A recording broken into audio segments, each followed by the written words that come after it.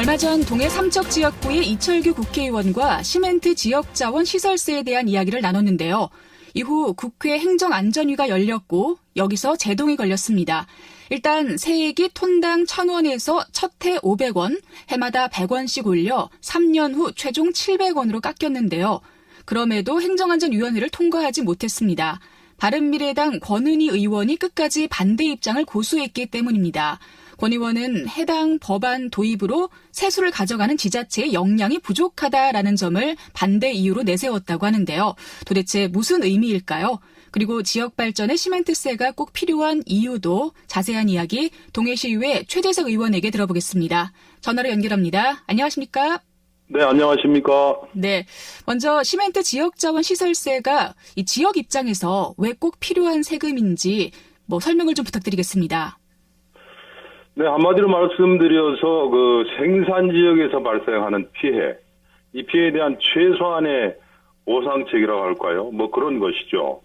그러니까 아시다시피 시멘트 공장에서는 채광을 하거든요. 계속 생산하면서 엄청나게 산림을 훼손하고 또 생산 과정에서 엄청난 분진이 발생하고 또 운송 과정에서 소음, 분진, 진동, 도로 파손 이런 피해가 있는데 이런 것을 최소 한도로 좀 보상을 해야 될 거 아니냐. 입법 취지가 그렇게 된 겁니다. 네. 톤당 1,000원이라고 하면 언뜻 듣기로는 이게 어느 정도인지 감이 잘 안 오거든요. 그런데 그렇게 비싼 게 아니라는 얘기를 들었어요. 게다가 이 세금도 사실 시멘트 회사가 아니라 소비자가 내는 거라고 하던데요. 그렇다면 시멘트 회사 입장에서는 크게 손해보는 게 없는 것 같은데 왜 반대를 하는 거죠? 글쎄 말이죠. 말씀하신 대로 예를 들면 우리 화력 발전소들이 지역 발전 기금을 내고 있거든요. 이 근거는 발전소 주변 지역 지원에 관한 법률에 따른 것인데요.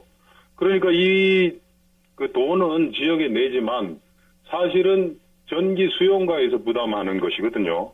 마찬가지로 시멘트 지역 자원 시설세도 회사가 양해업계가 부담하는 것이 아니고 소비자들이 부담하는 거기 때문에 회사에서 반대할 이유가 전혀 없습니다. 그리고 또 한 가지 지역에서 봤을 때는 상당히 좀 불합리하다고 생각되는 것이 통계에 의하면은 우리나라 건축 허가 면적의 50% 이상이 수도권에 집중이 돼 있어요. 그리고 강원도는 한 3%밖에 안 됩니다. 그러니까 다시 말하면 싼 값에 시멘트를 생산해서 수도권 주민들은 큰 혜택을 보고 우리 생산지역 주민들은 공해에 시달린다. 이런 얘기죠. 그리고 요즘 공정사회를 강조하고 있는데 이런 것이 과연 공정한 게임인가? 여기에 대해서 의문을 가질 수밖에 없죠. 네. 이번에 바른미래당 권은희 의원이 반대를 했잖아요. 지자체의 네네. 역량이 부족하다라는 주장을 했었는데 사실 이게 무슨 얘기인지 잘 모르겠더라고요. 강원도나 동해시에서 세금을 걷어서 환경보건에 잘 사용할 능력이 없다 그런 뜻인가요? 글쎄요. 저도 이제 보도를 보고 알았는데요. 저도 무슨 의미인지 모르겠어요. 지금 발의하신 이철규 의원 안대로 하면은 1톤에 1,000원을 부과하는 것이거든요. 네. 근데 이렇게 부과를 해도 사실은 우리 강원도의 세수 증가분이 276억 원 정도로 추정이 되고 있어요. 근데 이거를 전부 해당 시군에 주는 것도 아니고 강원도하고 시가 다시 7대 3으로 나눠야 하거든요.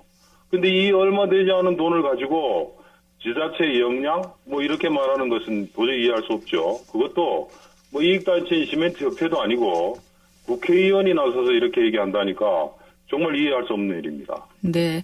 강원도나 동해시의 입장에서는 조금 마음이 그럴 것 같아요. 네. 네, 그렇습니다. 예. 그리고 시멘트세 법안이 이번 국회에서 통과가 안 되면 자동 폐기가 될 텐데요. 20대 국회 임기가 지금 얼마 남지 않았기 때문에 이번에 꼭 통과가 돼야 할 텐데 글쎄요. 어떻게 될 걸로 예상을 하시나요?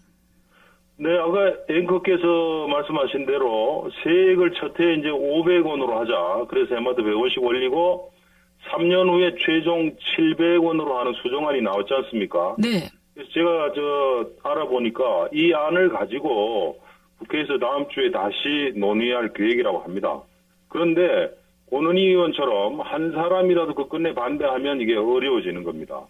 또 아시는 대로 요즘 선거법 같은 큰 이슈들이 이제 산적해 있고 또 여야가 가파른 대치 정국을 형성하고 있기 때문에 이 안이 묻혀버리지 않을까 상당히 걱정이 됩니다. 그렇군요. 그 기회가 얼마 남지 않았는데 또 묻히지 않을까 이런 걱정을 한다고 하니까 듣는 저희들도 좀 마음이 무거운 것 같습니다. 네. 그리고 이 시멘트세 법안 통과가 우리 지역 발전을 위해서 꼭 필요한 일이라고 하면 지역에서도 가만히만 있어서는 안 될 것 같거든요. 법안 통과를 위해서 지자체나 또 지역의회나 우리 주민들이 할 수 있는 그런 일들도 있을까요? 예, 그렇습니다. 저도 시의회에서 이 통과를 촉구하는 건의문을 채택해서 관계의료에다 보냈습니다. 근데 문제는 관심과 애정이고, 관심이 있으면 또 보이고, 애정이 있으면 풀리리라고 봐요. 그런데 사실 우리 지금까지는 우리 지역 시민사회에서 이런 일들이 내일이다 하는 관심과 애정이 좀 부족하지 않았나 이런 생각을 합니다. 제가 아까 말씀드린 대로 시멘트 생산지역 주민의 희생만 강요하는 데 대해서 무엇이 문제인지 이걸 쉽게 풀어서 알릴 수 있는 이론적인 대응책을 마련해야 되겠고요. 또 다른 그 시멘트 생산 지역하고 연대도 강화해야 된다고 봅니다. 네. 아무래도 우리 주민들이 직접적으로 또 이 시멘트 주변에 살면서 받은 건강적인 피해들도 많기 때문에 주민들께서 좀 적극적으로 관심을 가지는 것이 중요할 것 같아요. 그렇습니다. 지금 뭐 조사에 따르면은 그 폐질환이라든가 호흡기 질환 말고도 정신적인 피해까지 있고 있다고 네. 하거든요. 공장 주변에서. 그러니까 이건 뭐 내일 따질 게 아니죠. 우리 모두가 관심을 가지고 촉구해야 될 일이라고 봅니다. 알겠습니다. 자, 오늘 심층 인터뷰 동해시의회 최재석 의원과 함께 시멘트세 관련 이야기를 나눠봤습니다. 고맙습니다. 네, 감사합니다. 네, 시멘트협회에선 세금을 신설하지 않으면 지역 주민들에 대한 직접 기여를 늘리겠다라는 의사를 또 밝혔다고 합니다.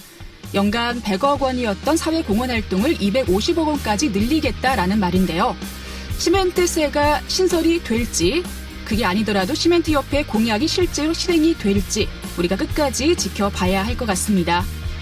11월 26일 화요일 라디오 동서남북 오늘 순서는 여기서 마칩니다. 지금까지 기술 신종혁, 구성 정재익, 진행의 김서영이었습니다. 함께해 주신 여러분 고맙습니다. 저는 내일 다시 인사드릴게요.